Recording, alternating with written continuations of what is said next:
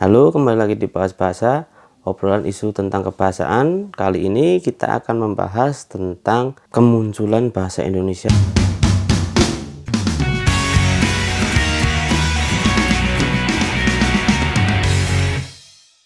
Sebelum kita mulai lebih jauh lagi, mungkin kita harus sepakat dulu bahwa bahasa Indonesia digunakan sebagai bahasa persatuan, bahasa negara, bahasa pemerintahan, dan bahasa pendidikan. Nah, maka dari itu Balai Bahasa itu membuat semboyan, utamakan bahasa Indonesia, kuasai bahasa asing, dan lestarikan bahasa daerah. Nah, semboyan di situ kita bisa lihat bahwa pemerintah itu ingin masyarakat di Indonesia itu mengutamakan bahasa Indonesia. Karena apa? Bahasa Indonesia itu digunakan di berbagai banyak kegiatan lah di Indonesia ini, seperti di sekolahan, di kantor, atau untuk komunikasi antar suku itu kan menggunakan bahasa Indonesia. Nggak mungkin kan orang Jawa ngobrol dengan orang Batak menggunakan bahasa Jawa atau bahasa Batak. Ya kalau mereka saling tahu, kalau enggak kan pasti akan ada miskomunikasi di situ. Makanya bahasa Indonesia itu menengahi kedua masyarakat atau kedua suku supaya bisa berkomunikasi dengan baik. Nah, lalu kenapa bahasa Indonesia ini bisa muncul? Ini pertanyaannya. Jadi ketika kita bertanya tentang bahasa Indonesia itu bisa muncul, mungkin berangkat dulu dari Indonesia itu kapan sih munculnya. Kata Indonesia ya, bukan 17 Agustus 45, tapi kata Indonesia itu muncul pertama kali disebutkan oleh George Samuel Earl. Bukan Earl ya, Earl. Saya nggak tahu bunyinya gimana, tapi Earl. Itu si Samuel Earl itu menyebutnya Indonesia. Bukan Indonesia, tapi Indonesia. Jadi awal mulanya dari fakta sejarahnya itu pertama kali dikemukakan oleh George Samuel Earl dengan menyebut Indonesia. Lalu ditambahkan lagi seiring berjalannya waktu, seorang Jerman namanya Adolf Bastian itu dalam bukunya yang berjudul apa ini ya, Indonesian Order des Inseln des Malaysian Archipel. Saya nggak tahu itu bunyinya seperti apa, tapi tulisannya bisa kalian lihat. Itu menyebut kata Indonesia untuk menamai gugusan pulau yang bersebar di Lautan Hindia. Jadi Nusantara ini yang panjang terdiri dari pulau-pulau itu disebut Indonesia. Dari si Earl sama si Bastian itu tadi, mulailah kata Indonesia itu sering digunakan oleh para Eropa atau para pelancong atau para penjajah di sana untuk menyebut suatu wilayah yang terdiri dari pulau-pulau ini sebagai sebutan Indonesia. Itu untuk Indonesianya ya. Tapi bagaimana bahasa Indonesia itu muncul? Nah, bahasa Indonesia muncul ini tidak lepas dari faktor bahasa Melayu, karena memang akarnya itu dari sumber bahasanya itu bahasa Melayu.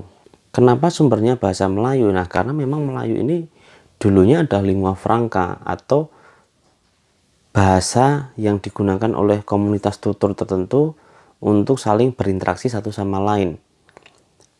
Yaitu karena dulu di daerah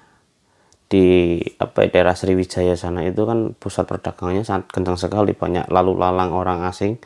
Nah, di dalam proses perdagangan tersebut mereka menggunakan bahasa Melayu itu untuk berkomunikasi satu dengan yang lain. Makanya bahasa Melayu itu disebut lingua franca oleh beberapa peneliti bahasa.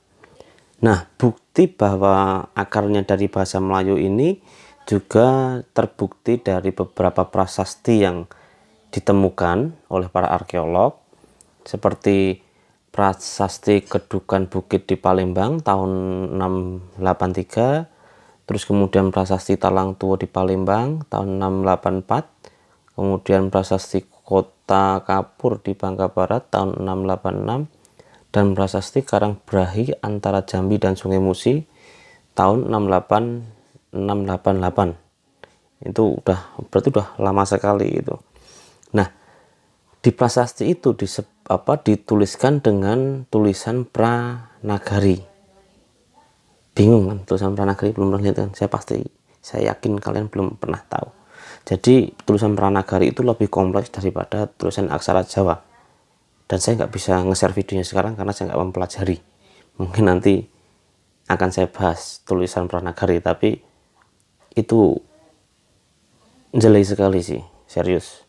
Sulit tulisan Pranagari itu. Nah, dengan tulisan Pranagari di prasasti itu, bahasa yang digunakan itu bahasa Melayu kuno. Jadi sudah ada bahasa Melayu itu di tahun sekitar 600-an itu sudah mulai digunakan, karena buktinya melalui adanya tulisan-tulisan dalam prasasti yang dituliskan dengan aksara Pranagari. Yang jadi pertanyaan, kenapa menggunakan Pranagari? Karena memang bahasa Melayu ini turunannya itu dari bahasa Austronesia.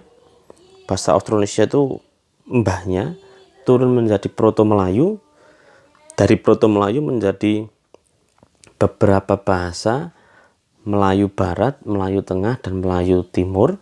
Nah, Melayu Barat ini bukan Melayu itu bukan lari ya, Melayu.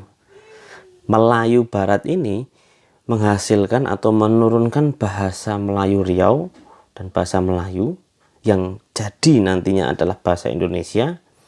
Terus kemudian Melayu Tengah itu menurunkan bahasa Malaysia, terus kemudian bahasa Melayu Brunei, terus bahasa Melayu Singapura, itu Melayu Tengah. Sedangkan Melayu Timur ini menurunkan bahasa Kelantan dan bahasa Patani yang ada di Thailand, itu kerajaan Patani itu. Orang Thailand yang bisa bahasa Melayu itu ya cuma di Patani itu. Nah, itulah turunan dari Austronesia sampai ke akhirnya bahasa Indonesia lah yang akan kita bahas ini. Itu prosesnya cukup panjang sekali, bahkan itu yang secara sederhana ya. Itu yang lebih kompleks lagi, itu ada Sanskerta, ada Jawa kuno, terus ada banyak lah, itu saling mempengaruhi sehingga banyak sekali percampuran bahasa yang cukup membingungkan untuk saya jelaskan. Bahkan untuk sekelas doktoral pun itu masih cukup kompleks untuk dijelaskan, karena memang ini belum usai, masih banyak sekali penelusuran tentang historical language tentang bahasa-bahasa Melayu sehingga bahasa Indonesia itu seperti apa, itu masih dalam kajian lanjutan. Nah, kembali lagi ke bahasa Melayu ya. Jadi bahasa Melayu sebagai akar itu karena memang dulu Sriwijaya itu sangat kuat sekali, kuat sebagai kerajaan, kemudian dia mendominasi dalam berbagai hal seperti perdagangannya. Makanya bahasa Melayu itu berfungsi sebagai bahasa yang digunakan dalam kerajaan di Sriwijaya zaman itu. Bahkan bahasa Melayu pada era kerajaan Sriwijaya itu digunakan juga sebagai bahasa kebudayaan, yaitu bahasa yang digunakan untuk tulisan-tulisan seperti karya sastra. Terus kemudian bahasa Melayu juga digunakan sebagai bahasa resmi di kerajaan. Juga bahasa Melayu digunakan sebagai lingua franca atau untuk bahasa perdagangan, dan banyak hal bahasa Melayu digunakan dalam berbagai komponen kehidupan pada masa itu, sehingga bahasa Melayu itu cukup dikenal luas oleh banyak orang. Makanya persebaran bahasa Melayu itu sangat luar biasa sekali, itu melebihi dari bahasa-bahasa yang lain yang ada di Asia Tenggara. Lalu kenapa bahasa Melayu itu diangkat menjadi bahasa Indonesia? Itu ada beberapa hal yang mempengaruhi. Yang pertama, bahasa Melayu itu bahasa lingua franca atau bahasa dalam perhubungan atau perdagangan. Otomatis bahasa itu digunakan oleh banyak sekali penutur. Karena lingua franca, makanya orang Jawa pun, suku Jawa pun bisa bahasa Melayu. Karena apa? Karena memang itu bahasa perdagangan. Orang Jawa misalkan kalau ada perdagangan transaksi dagang juga bisa menggunakan bahasa Melayu. Seperti halnya saat ini bahasa Inggris itu dikuasai oleh hampir setiap negara karena memang sebagai bahasa global. Nah, itu mirip-mirip dengan proses yang terjadi di bahasa Melayu hingga dijadikan bahasa Indonesia, karena memang digunakan dulu untuk perdagangan dan perhubungan.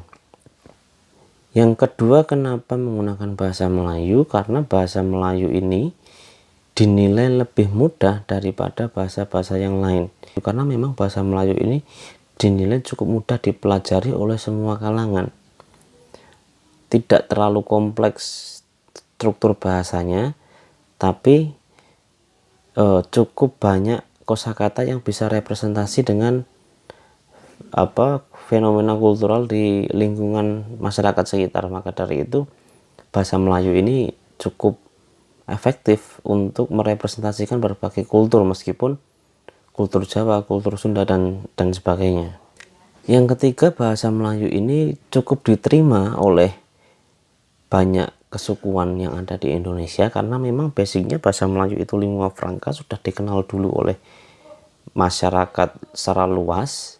Beda kalau misalkan bahasa Jawa yang diangkat, itu kelihatan sekali karena Javanisentris, maka mungkin ada sedikit problem nanti muncul seperti kesukuan dan sebagainya. Maka ketika Sumpah Pemuda itu yang dipilih adalah bahasa Melayu yang dianggap sebagai bahasa yang dikuasai oleh semua orang, karena dulunya sebagai lingua franca. Oke, jadi itu awal mula kenapa bahasa Indonesia itu bisa muncul, jadi bukan ujuk-ujuk.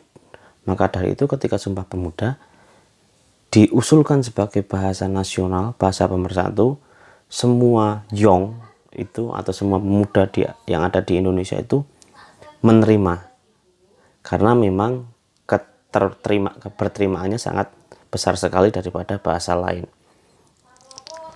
Di sisi lain, kemudahan orang mempelajari bahasa Indonesia itu lebih mudah daripada bahasa-bahasa yang lainnya yang cukup kompleks. Jadi itu untuk bahas bahasa kali ini.